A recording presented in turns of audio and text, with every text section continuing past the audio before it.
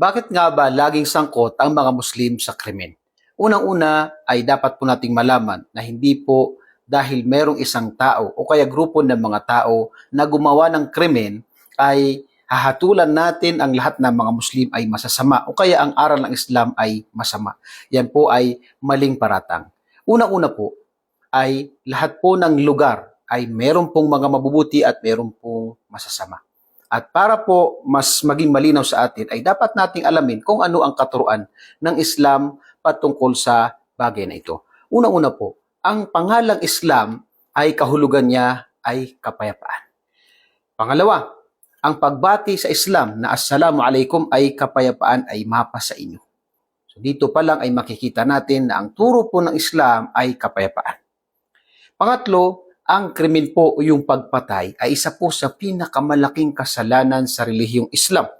Kaya po, ang aral ng Quran sa Surah Al-Ma'idah 32 na sino man ang pumatay ng inosente ay para niyang pinatay ang sangkatauhan. Kaya ito po ay malaking kasalanan sa relihiyong Islam.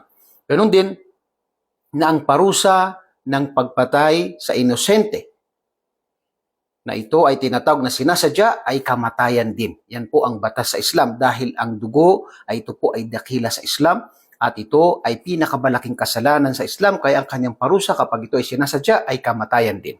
Ganun din na sinabi ni Propeta sallallahu alaihi wasallam na ang pinakaunang lilitisin sa araw ng paghukom sa pagitan ng mga tao ay ang dugo o yung kamatayan.